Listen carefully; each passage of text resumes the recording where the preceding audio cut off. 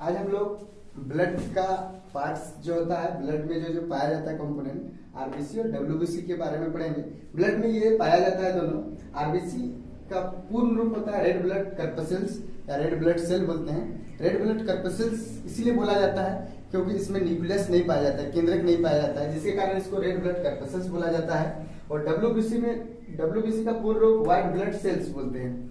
और आरबीसी और डब्ल्यूबीसी में मुख्य अंतर हम बात करते हैं। देखिए, आरबीसी में हीमोग्लोबिन पाया जाता है, जिसके कारण इसका रंग लाल दिखाई देता है, रक्त का रंग लाल दिखाई देता है। और डब्ल्यूबीसी में हीमोग्लोबिन नहीं पाया जाता है, जिसके कारण ये रंगहीन दिखाई देता है। रंगहीन मतलब इसमें कोई रंग नहीं होता है। और इसका आरबीसी का जीवन काल 120 दिन का होता है और डब्ल्यूबीसी का जीवन काल 5 से 7 दिन तक का होता है।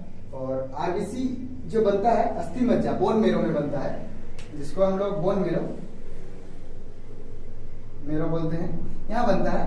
और ये जो होता है डब्ल्यूबीसी, इसका काम होता है शरीर को रोग वाहकों से रक्षा करता है। मतलब कोई अगर एंटीजन आ रहा है, हम लोग का शरीर में घुस रहा है, फॉरेजिन पार्टिकल आ रहा है, तो उससे ये रक्षा करता है, फर्स्ट रिस्पॉन्स देता है।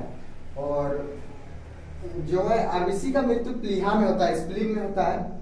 और इसीलिए प्लीहा को आरबीसी का कब्र ग्रह भी बोला जाता है। इसको कब्र ग्रह भी कहा जाता है। जबकि डब्ल्यूबीसी की शरीर का पुलिस कहा जाता है। डब्ल्यूबीसी को जो है शरीर का पुलिस कहा जाता है, क्योंकि ये हमारे शरीर को रक्षा प्रदान करता है। और आरबीसी में जो होता है केंद्रक नहीं पाया जाता है और डब्ल्यूबीसी में केंद्रक पाया जाता है।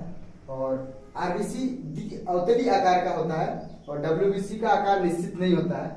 और आरबीसी एक स्वस्थ मनुष्य में औसतन 5.5 मिलियन पाया जाता है, जबकि डब्ल्यूबीसी की संख्या आरबीसी की तुलना में कम होता है। यह लगभग 6000 से 8000 mm पर क्यूब होता है। तो आरबीसी और डब्ल्यूबीसी का टाइप्स भी होता है, जिसके कारण हम लोग नेक्स्ट वीडियो में हम लोग देखेंगे आरबीसी में क्या क्या पाया जाता है, आरबीसी क्या काम करता है, मुख्य भूमिका क्या निभाता है, डब्ल्यूबीसी क्या कार्य करता है। आरबीसी एक तरह से देखने जाएंगे तो ये CO2 और O2 का परिवहन भी करता है, परिवहन करने में मदद करता है हीमोग्लोबिन की सहायता से। और डब्ल्यूबीसी रोग प्रतिरोधक क्षमता के साथ लड़ता है, अगर एंटीजन एंटीबॉडी के रूप में मुख्य रूप में काम करता है। आज के लिए इतना ही। Thank you.